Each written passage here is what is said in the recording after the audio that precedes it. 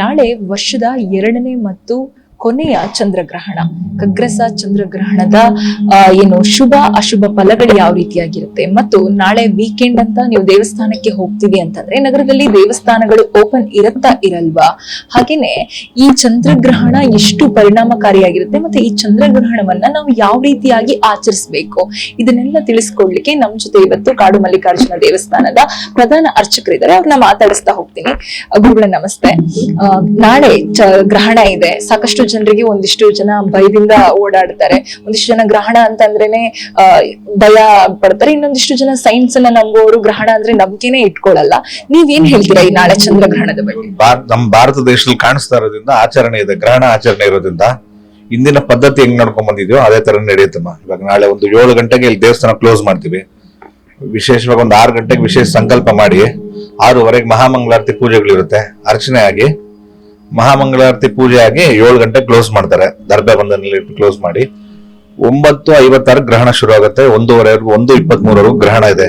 ಶತಭಿಷ ನಕ್ಷತ್ರದ ಗ್ರಹಣ ಇದಾಗ್ತಾ ಇರೋದ್ರಿಂದ ಆ ಒಂದು ನಕ್ಷತ್ರದವ್ರಿಗೆ ಕುಂಭರಾಶಿ, ಶತಭಿಷ ನಕ್ಷತ್ರ ಕುಂಭರಾಶಿ, ಪೂರ್ವವಾರ ಕುಂಭರಾಶಿ, ಆಮೇಲೆ ಮೀನರಾಶಿಯವರಿಗೆ ಗ್ರಹಣ ದೋಷ ಇದೆ ಅಂತ ಹೇಳಿದ್ದಾರೆ ಪಂಚಾಂಗದಲ್ಲಿ. ಅವ್ರು ಬಂದು ಒಂದು ವಿಶೇಷ ಸಂಕಲ್ಪ ಮಾಡ್ಕೊಂಡು ಇಲ್ಲಿ ನವಗ್ರಹ ಹೋಗಕ್ಕೆ ಅದಕ್ಕೆ ಶಾಂತಿಗೆಲ್ಲ ಕೊಡ್ತಾ ಇದ್ದಾರೆ. ಅದು ಸೋಮವಾರ ಇರುತ್ತೆ. ಬೆಳಿಗ್ಗೆ ಒಂದು 6 ಗಂಟೆಗೆ ಪುಣ್ಯಾವಚನ ಎಲ್ಲ, 7 ಗಂಟೆಗೆ ರುದ್ರ ಪಂಚಾಮೃತ ಅಭಿಷೇಕ ಇರುತ್ತೆ. ಪಂಚಾಮೃತ ಅಭಿಷೇಕ ಆಗಿ 9 ಗಂಟೆಗೆ ನವಗ್ರಹ ಹೋಮ ಇದೆ, ಇಲ್ಲಿ ಗ್ರಹಣ ಶಾಂತಿ ಹೋಮ ಇದೆ, ಅದ್ ನಡೆಯುತ್ತೆ. ಆಮೇಲೆ ಊಟ ಮಾಡುವಂತವ್ರು 3:15 ಒಳಗಡೆ ಊಟ ಒಂದು ಮಾಡ್ಕೊಬೇಕು ಅಂತಿದ್ದಾರೆ. ಉಪವಾಸ ಇರುವಂತವ್ರು ಒಂದ್ 3 ಗಂಟೆ ಒಳಗಡೆ ಮುಗಿಸ್ಕೊಬೇಕು ಅಂತಿದೆ ಪಂಚಾಂಗದಲ್ಲಿ.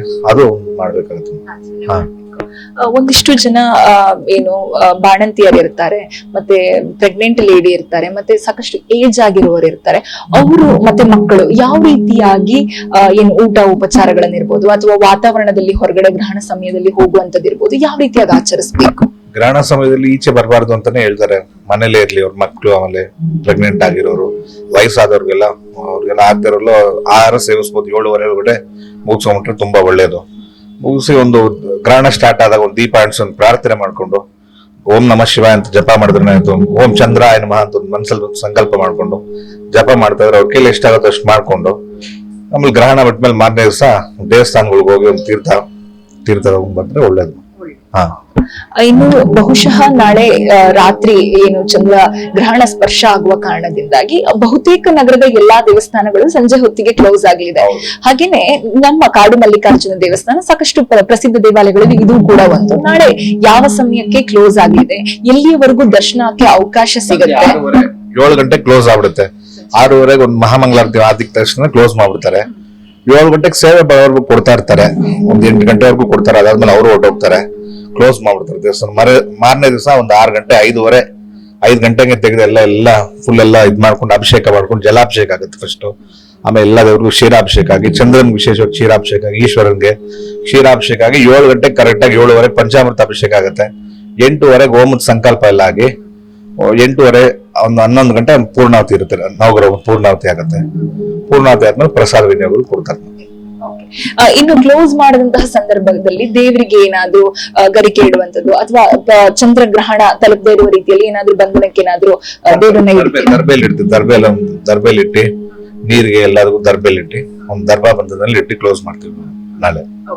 ಇನ್ನು ವಿಶೇಷವಾಗಿ ಚಂದ್ರನಿಗೂ ಮತ್ತು ಈಶ್ವರನಿಗೂ ಸಾಕಷ್ಟು ಒಂದು ಏನು ಸಂಬಂಧ ಇರುವಂತದ್ದು, ನಂಟಿರುವಂತದ್ದು. ಹಾಗಾಗಿ ನಮ್ಮ ಕಾಡು ಮಲ್ಲಿಕಾರ್ಜುನ ಕೂಡ ಈಶ್ವರ ಆಗಿರೋದ್ರಿಂದ ನಾಳೆ ಚಂದ್ರಗ್ರಹಣ ಕೂಡ ಇರೋದ್ರಿಂದ ಏನಾದ್ರೂ ವಿಶೇಷವಾಗಿ ಲಿಂಕ್ ಇರುತ್ತಾ ಅಥವಾ ಅದಕ್ಕೋಸ್ಕರ ಏನಾದ್ರೂ ವಿಶೇಷ ಪೂಜೆಯನ್ನ ಏನಾದ್ರೂ ಮಾಡ್ಕೊಂಡಿದ್ದೀರಾ? ವಿಶೇಷ ಪೂಜೆ ಅಂದ್ರೆ ಶಾಂತಿ ಪೂಜೆ. ನಮ್ಮ ಚಂದ್ರ ಕಾಣಿಸ್ತಾರ, ನೆರಳು ಕಾಣಿಸಲ್ಲ ಅಂತ ಹೇಳ್ಬಿಡ್ತಾರೆ, ದೋಷ ಅಂತ ಹೇಳ್ತಾರೆ. ಅದರಿಂದ ವಿಶೇಷ ಶಾಂತಿ ಮಾಡಿ ವಿಶೇಷ ಕ್ಷೀರಾಭಿಷೇಕ, ಚಂದ್ರನ್ಗೂ ಪ್ರೀತಿ ಅದ ಕ್ಷೀರ, ಈಶ್ವರನ್ಗೂ ಕ್ಷೀರ ಪ್ರೀತಿ, ಅದೊಂದು ವಿಶೇಷ ಅಭಿಷೇಕ ಆಗುತ್ತೆ ನಾಳೆ. ಆಮೇಲೆ ಅಕ್ಕಿ ಆಮೇಲೆ ಉದ್ದಿನ ಬೇಳೆ ತಂದು ಕೊಡ್ತಾರೆ. ಅವ್ರ ಗ್ರಹಣ ಟೈಮಲ್ಲಿ ದೇವ್ರ ಮನೇಲಿ ಇಟ್ಟಿರ್ತಾರೆ, ಪ್ರಾರ್ಥನೆ ಮಾಡಿ ಅದನ್ನ ಇಲ್ಲಿ ತಂದು ಅರ್ಚನೆ ಮಾಡಿಸ್ಬಿಟ್ಟು, ಇಲ್ಲ ನವಗ್ರಹ ಶಾಂತಿ ಮಾಡ್ತಾರಲ್ಲ ಅಲ್ಲಿ ಇಟ್ಬಿಟ್ಟು ಅದು ದಾನ ಕೊಡ್ತಾರೆ ನಾಳೆ. ಹೌದು, ನೀವ್ ಇವಾಗ ಹೇಳಿದ್ರಿ ಅಕ್ಕಿ ಮತ್ತೆ ಉದ್ದನ್ನ ಇಡುತ್ತಾರೆ ಅಂತ. ಗ್ರಹಣ ಸಮಯದಲ್ಲಿ ಯಾವ ರೀತಿಯಾಗಿ ಮನೆಯಲ್ಲಿ ಆಚರಿಸಬಹುದು ಆ ಗ್ರಹಣ ಸಂದರ್ಭವನ್ನ? ಎಲ್ಲಿ ಸ್ನಾನ ಮಾಡಿ, ಒಂದು ಗ್ರಹಣ ಹಿಡಿದ ತಕ್ಷಣ ಒಂದು ಸ್ನಾನ ಮಾಡಿ, ತಲೆಗೆ ಸ್ನಾನ ಮಾಡಿ, ದೀಪ ಅಂಟಿಸಿ, ಅಕ್ಕಿ ಆಮೇಲೆ ಇದು ವಿಳೆದೆಲೆ ಅಡಿಕೆ ಬಾಳೆನು ತಕ್ಷಣ ಇಟ್ಟು ಪ್ರಾರ್ಥನೆ ಮಾಡ್ಕೊಂಡು ಇಟ್ಟು ಮಾನಸ ಗ್ರಹಣ ಬಿಟ್ಮೇಲೆ ಸ್ನಾನ ಮಾಡಿ ಇಲ್ಲಿ ತಂದೆ ಅರ್ಚನೆ ಮಾಡಿಸಿ ಕೊಡ್ಬೋದು. ಈಶ್ವರನ ದೇವಸ್ಥಾನ.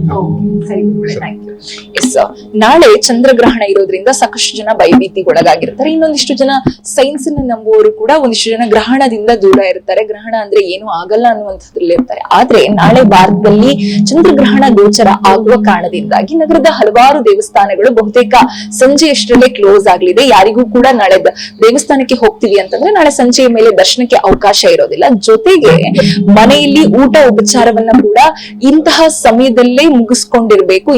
ಈ ರೀತಿಯಾಗಿ ಗ್ರಹಣವನ್ನ ಸಮಯವನ್ನ ಕಳಿಬೇಕು, ಈ ರೀತಿ ಆಚರಿಸಬೇಕು ಅನ್ನುವಂಥದ್ದು ಒಂದಿಷ್ಟು ಮಾಹಿತಿಯನ್ನ ಗುರುಗಳು ಕೊಟ್ಟರು. ಇದೇ ರೀತಿ ನೀವು ಗ್ರಹಣವನ್ನ ಪಾಲಿಸಿ. ಮತ್ತೆ ಯಾವ ರಾಶಿಗಳಿಗೆ ದೋಷ ಇರುತ್ತೆ ಅವರುಗಳು ನಾಡಿದ್ದು ಅಂದ್ರೆ ನಾಳೆ ದೇವಸ್ಥಾನಕ್ಕೆ ಹೋಗ್ಲಿಕ್ಕೆ ಅವಕಾಶ ಇಲ್ಲದೆ ಇರೋ ಕಾರಣದಿಂದ ನಾಡಿದ್ದು ದೇವಸ್ಥಾನಕ್ಕೆ ಹೋಗಿ ಅದನ್ನ ಪರಿಹಾರ ಕೂಡ ಮಾಡ್ಕೊಳ್ಳುವಂತದ್ದು ಇದೆ. ಯಾರು ಕೂಡ ಭಯಭೀತಿಗೆ ಒಳಗಾಗದೆ ಗ್ರಹಣ ಸಮಯದಲ್ಲಿ ಆದಷ್ಟು ಬೇಗ ಊಟವನ್ನ ಮುಗಿಸ್ಕೊಂಡು ಗ್ರಹಣ ಸಮಯದಲ್ಲಿ ಯಾರು ಹೊರಗಡೆ ಬರದೆ ಮನೆಯೊಳಗೆ ಇರೋದು ಒಳ್ಳೇದು ಅನ್ನೋದು ಗುರುಗಳ ಅಭಿಪ್ರಾಯ ಆಗಿದೆ. ಕ್ಯಾಮರಾ ಪರ್ಸನ್ ಅಜಯ್ ಜೊತೆ Shami Shetty, guarantee news, Bengaluru. Guarantee news, ಸುದ್ದಿ ಖಚಿತ, ನ್ಯಾಯ ನಿಶ್ಚಿತ.